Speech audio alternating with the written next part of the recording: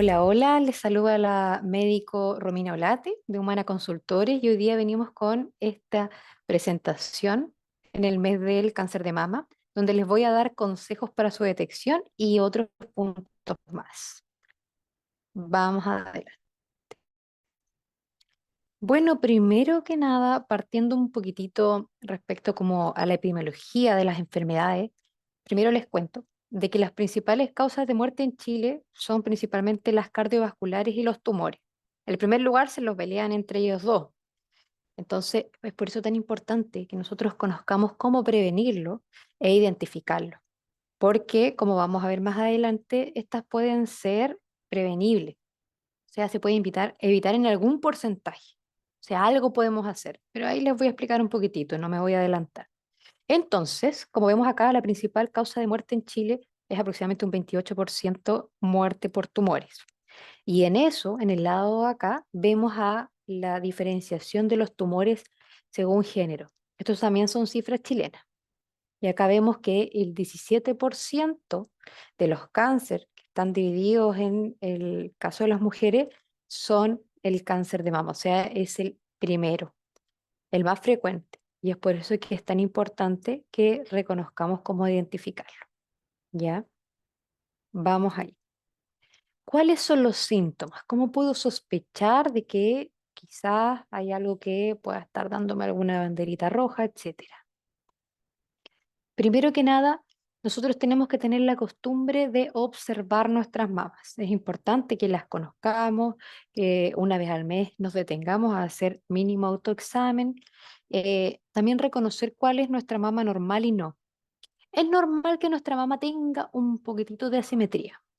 ¿Por qué parto por eso? Porque aquí hay una asimetría entre mamas. Claro, un poco, ¿ya? Si nosotros tampoco somos tan simétricos acá en la cara, etcétera, pero estamos hablando de algo muy sutil y leve, así como un detalle. Por eso, si nosotros notamos y ya, como ya vieron esta presentación, ustedes ya se educaron y se dieron cuenta que tienen que conocer sus mamas, se van a dar cuenta si hay una asimetría mayor o fuera de lo normal. Y con asimetría no me refiero solamente a que haya una mama más grande que otra, sino que haya asimetría hacia los lados también, así como que empezó a aparecer como un porotito o algo. Bueno, entonces el autoexamen mensual y el reconocer y observar nuestra mama normal, ¿ya? Hay que observar muy bien la piel. Eso, los mayores cambios se ven a la palpación y a la inspección, o sea, al observarlo.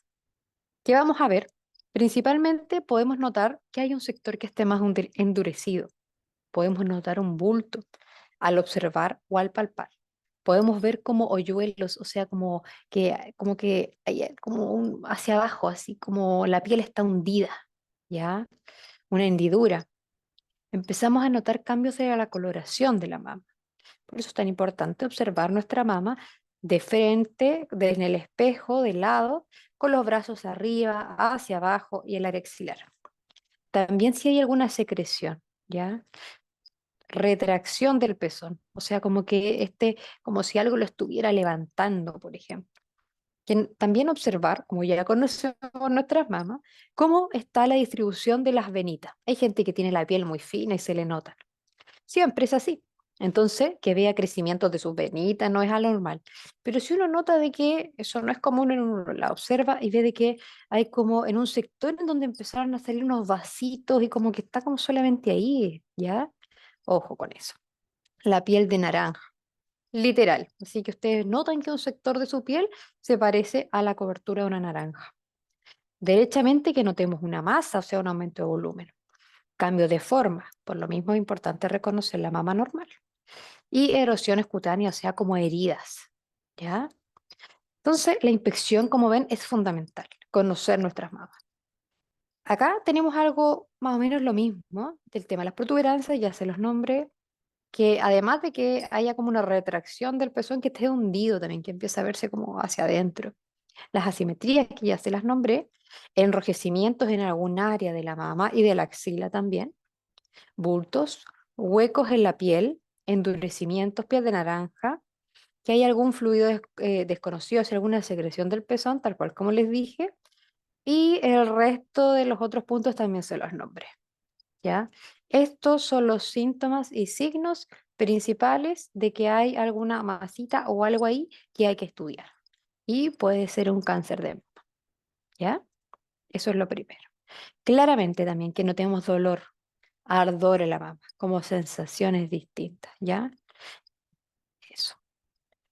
Bueno, sobre la pesquisa, o sea, cómo podemos identificar qué tenemos que hacer para evitar de que esto pase y vamos a hablar un poco del autoexamen también.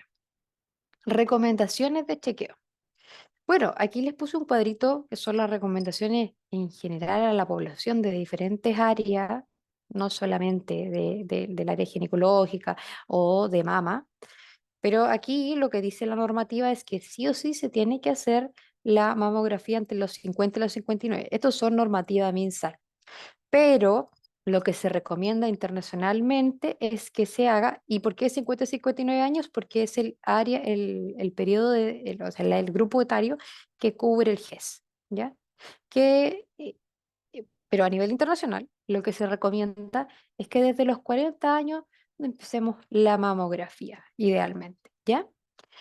Pero si yo tengo antecedentes familiares de cáncer de mama directo, o sea, si tengo eh, mamá, hermana, hermanos y que hayan fallecido jóvenes en especial, más de uno, o cáncer ginecológico en general, la pesquisa se hace mucho antes, ¿ya? Se hace 10 años antes de la edad del diagnóstico del familiar. O sea, si a mi familiar le dio a los 40, yo a los 30 empiezo a hacerme ya mamografía o ecografía, dependiendo de lo que corresponda. Porque a veces pasa, en especial en la mama joven, sobre los 50 y generalmente la mamografía identifica súper bien todo, ¿ya? Pero antes de los 50 años, la mama es más densa. Entonces, la mamografía no es tan específica y a veces el radiólogo generalmente sugiere en estas mamas más jóvenes densas ecografía, ¿ya? Entonces, ahí generalmente los colegas estamos pidiendo ecografía y mamografía dependiendo del caso, etcétera, ¿ya? Entonces, empezar ya sobre los 40 años, acercarnos a algún médico general, matrona o especialista en mama a conversar un poco sobre mis factores de riesgo. O sea, vamos a conocerlos ahora en esta presentación y si presento más de uno, con mayor razón empezar a los 40 a acercarme a alguna unidad o profesional del área de la salud que me pueda guiar sobre mi recomendación de chequeo. ¿Ya? Eso. Respecto al autoexamen, yo les recomendaba ya sobre los 25 años empezar a hacer el autoexamen de mama, para conocer también la mama. Cuando uno palpa una mama joven es más fibrosa. ¿Y qué pasa? Que se siente como, a ratos hay gente que confunde nódulos, o sea, aumentos de volumen, todo lo que conversamos anteriormente, con la misma consistencia de una mama joven porque se siente como algunos como nodulitos, pero en realidad no es eso, ¿ya? Entonces es súper importante empezar a familiarizarnos con la consistencia normal de una mama. Y para eso lo mejor es que seamos especialistas en conocer nuestro cuerpo por medio del autoexamen. El autoexamen, tal cual como les dije en la primera parte, requiere de una inspección, como les dije. Brazos abajo y observamos nuestra mama. También cuando pongo las manos en las caderas, observo mi mama. Y hago lo mismo también con los brazos detrás de la cabeza, ¿ya? Y de esa forma, yo estoy haciendo una inspección. También puedo hacer inspecciones laterales de mi mama en las tres posiciones para conocerla, ¿ya? Y luego de eso ya empezamos a hacer los movimientos, que se los voy a mostrar enseguida. Entonces yo reviso las mamas con movimientos circulares desde la axila hasta el pezón y también hago el mismo procedimiento recostada, acostada y ojalá con las manos detrás de la cabeza, ¿ya? Y aprieto mi pezón para ver si hay alguna secreción. ¿Cuáles son los movimientos? Los movimientos son los que vemos en esta imagen. Y estamos hablando de que estos movimientos se tienen que realizar. Imagina que tu mama la divides en cuatro, en los cuatro cuadrantes de la mama. Aquí tenemos un movimiento que es hacia el pezón. Acerco mi mano hacia el pezón, desde diferentes lados, bien detallado. ¿Ya? Recordar también palpar la axila. También tenemos que hacer movimientos hacia arriba y hacia abajo y también movimientos circulares. Con eso ya tenemos un buen acercamiento. Lo ideal es que mínimo mujer joven, a pesar de que no tengamos que hacernos estos exámenes, eh, una vez al año tengamos el examen de mama manual. Por ejemplo, si yo tengo 20 años, 25 y no tengo factor de riesgo, o lo ideal es que una vez al año tengamos este examen por un profesional, por ejemplo, por un médico general, un ginecólogo o una matrona, además de también lo que yo haga mensualmente. De esa manera vamos a tener un gran conocimiento de cómo es la textura, la inspección de mi mama y además vamos a pasar también por la evaluación de un profesional. Estamos hablando de antes del... Eso también para las mujeres que ya están en periodo de empezar a hacerse el examen, los exámenes que correspondan. Estoy hablando de empezar desde antes, ¿ya? ¿Cuáles son los factores de riesgo? Los factores de riesgo del cáncer de mama los vamos a dividir en factores de riesgo modificable y no modificable. Hay algunos que no son modificables, como el sexo. El cáncer de mama puede dar también en varones, aunque no lo crean. Principalmente los varones que da el cáncer de mama es porque está asociado a que hay un gen en la familia y hay muchos antecedentes de cáncer de mama alrededor. Eso es muy común. O sea, le dio a mi hermana, le dio a mi mamá joven, etcétera, etcétera. Entonces, yo soy mujer, tengo más riesgo de tener cáncer de mama, ¿sí? Porque hay una relación en general con los cambios hormonales, etcétera. Respecto a la edad, ya es sabido que sobre los 45 años, 50, entre los 50 y 60 estamos ahí en el máximo pico de los diagnósticos. Por eso esa es la etapa en la que sobre los 50 que está cubriendo el GES.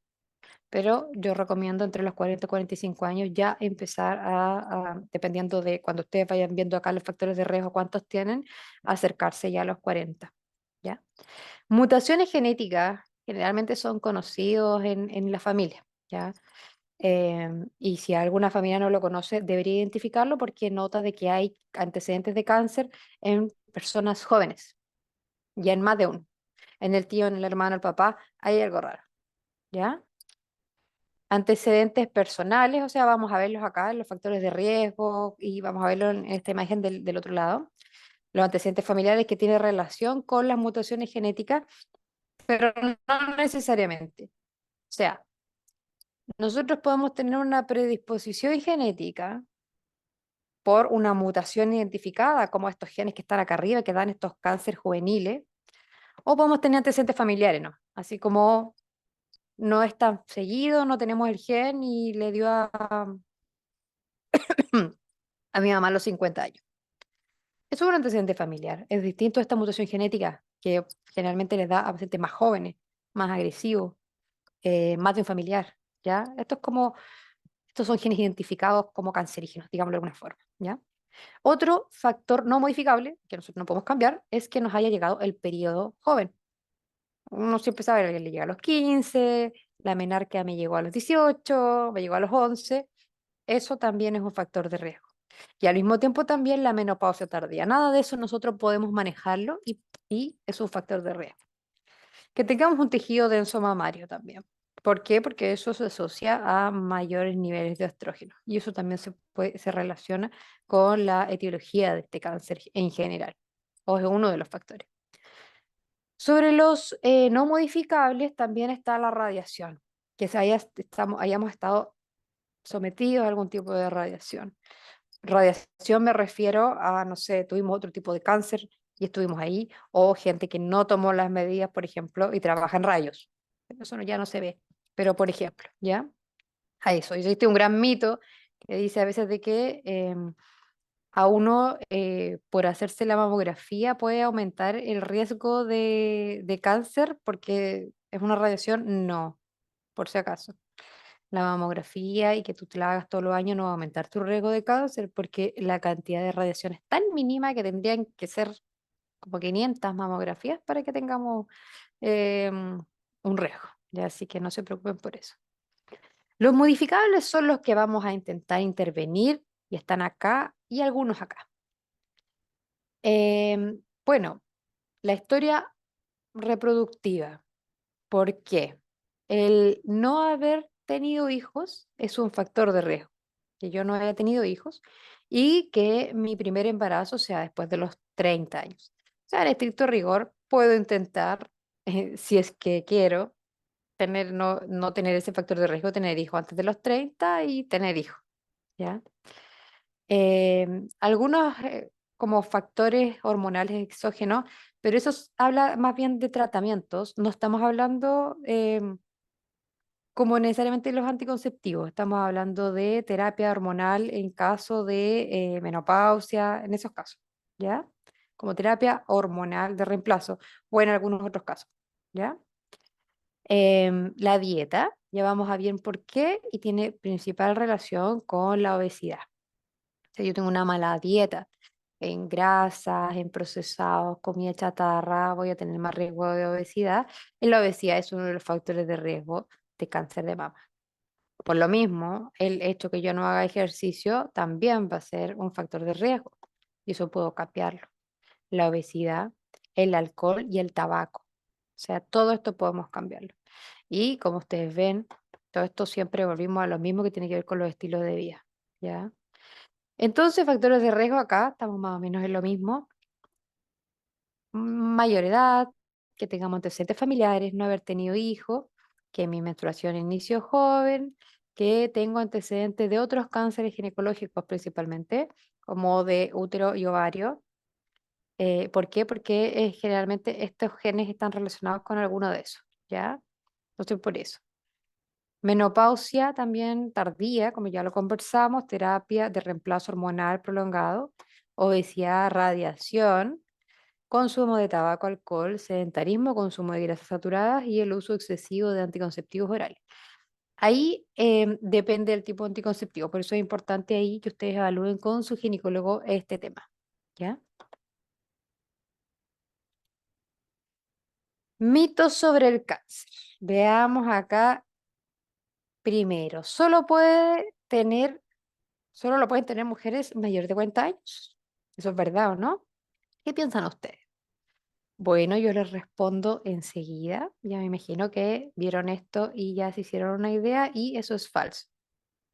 Puede dar a cualquier edad, generalmente cuando va asociado a estos cáncer genético, más que genético, con predisposición genética importante, puede dar y da joven y son más agresivos, ¿ya?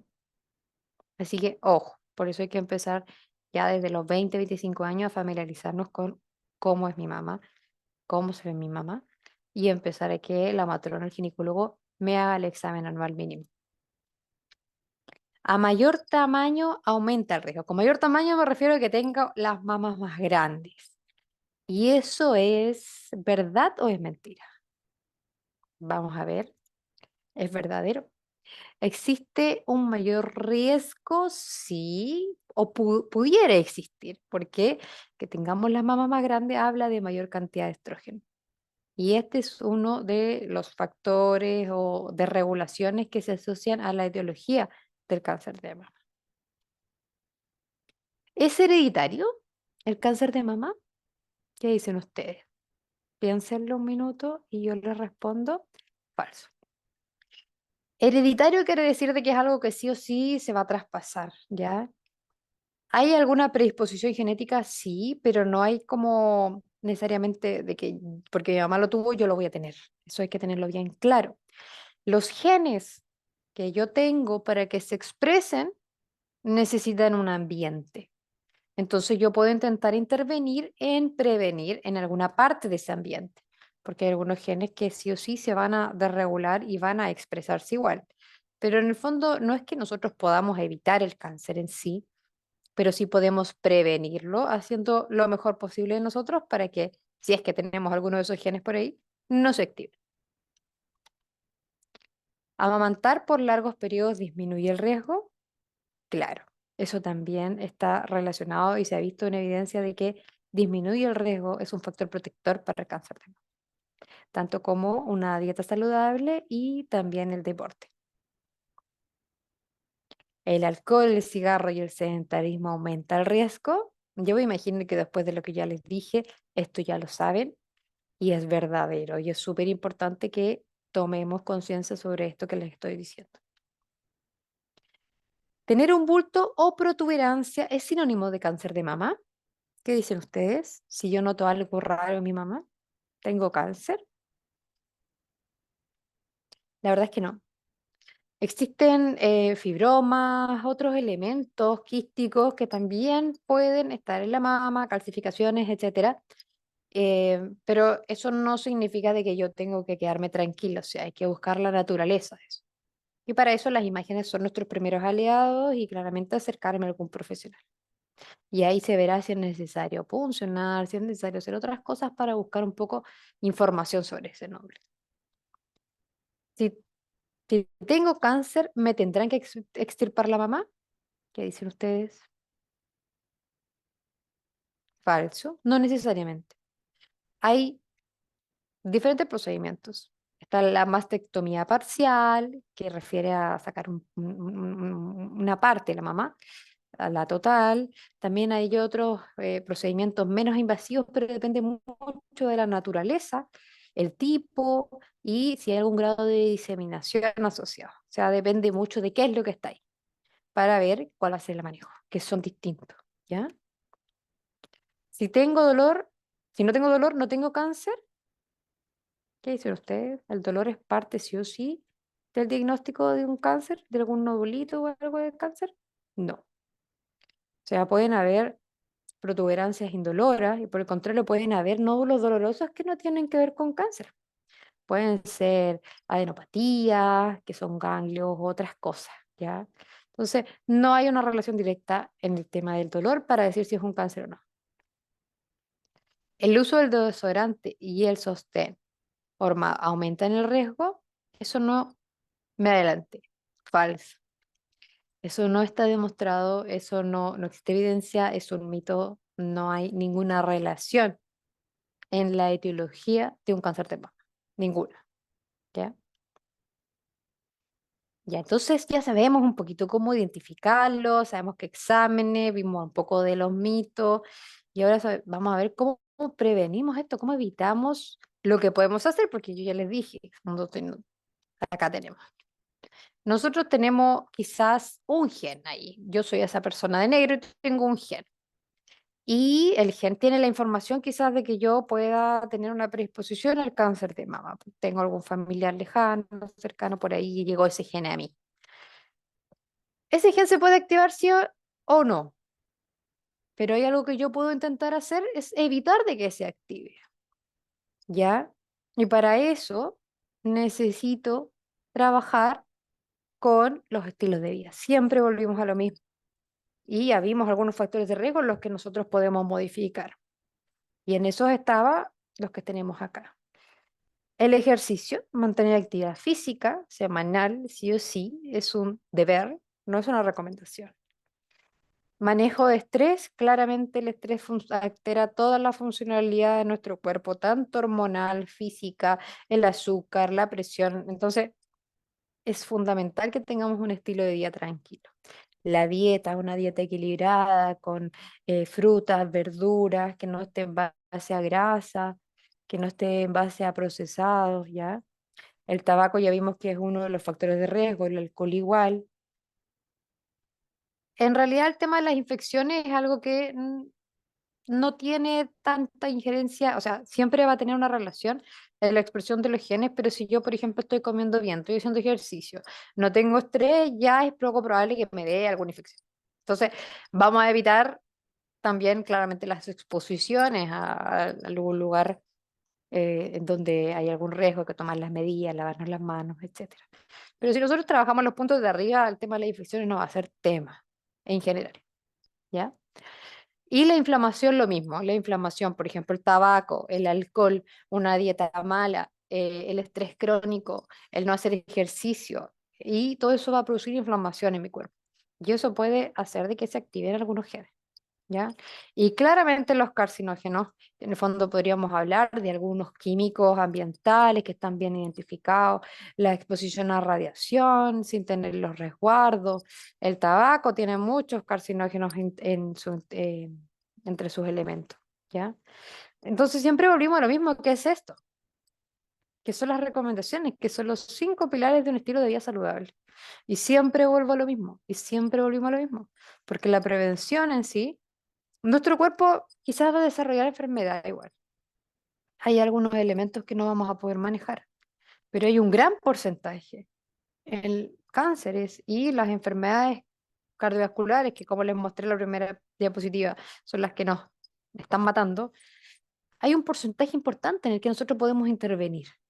Y para eso necesitamos una alimentación saludable. Necesitamos hacer actividad física, dormir, disminuir el estrés, abandonar el tabaco, ojalá no consumir alcohol o lo menos posible, bienestar psicológico. Todo esto son los 5 pilares de un estilo de vida saludable y con esto debería bastar para que nosotros nos quedemos tranquilos y si algo más allá pasa, hicimos lo que pudimos. Y además de que si también estamos siguiendo las recomendaciones que te estoy dando sobre empezar a hacerte los exámenes, esto y esto, y aparece un cáncer, bueno, nosotros respiramos porque hicimos lo que pudimos. Y quizá nunca nos dé, y quizás gracias a todo eso que hicimos, pudimos evitarlo. O por el contrario, quizá lo podemos pesquisar por último en etapas tempranas y no pasa nada, ¿ya? Entonces, eso, bueno, sobre la alimentación saludable, lo mismo que les decía, alimentos de diversos colores, que sea equilibrada, eliminar el exceso de procesado, de grasas saturadas, de comida chatarra, ¿ya? La actividad física, hacer mínimo 150 minutos de actividad moderada a intensa semanal, distribuida como tú quieras, dormir de 7 a 8 horas, no fumar. Y todo esto, si nosotros no sabemos cómo, porque esta diapositiva va a reducirse, se reduce en la mayoría de mis presentaciones, que tiene que ver con la medicina y el estilo de vida, que es lo que necesitamos para todo. Todo va a terminar aquí, todo va a empezar aquí. Esto es lo que podemos hacer y esto es lo que yo vengo a entregarles. Entonces, si ustedes no saben cómo alimentarse bien o no entienden por qué les duele la guatita, no entienden por qué suben de peso, quizás no están comiendo tan bien y no lo saben. Yo les recomiendo solicitar ahora con nutricionista. Lo mismo con la actividad física, pueden tomar ahora con kinesiología, pueden hablar con profesionales, para eso están esas herramientas. Con medicina, conmigo, lo mismo el sueño, si necesitan psicólogos para manejar el estrés, el bienestar psicológico, o sea, hagámonos cargo de nuestra salud, ¿ya? Y esa es mi invitación en este minuto. Y es mi invitación en este mes del cáncer de mama para intentar evitar esto, es que nos hagamos cargo de estos 5 pilares. Con esto, más que tengan claro cuáles son los factores de riesgo, si tienen que hacerse el examen, ya es suficiente, ¿ya? Eso es lo que les venía a entregar. Espero les haya servido. Recuerden también acceder ahí al servicio de medicina. Estamos también los otros profesionales que les podemos ayudar en esto y espero que se tomen en serio todas mis recomendaciones. Un abrazo.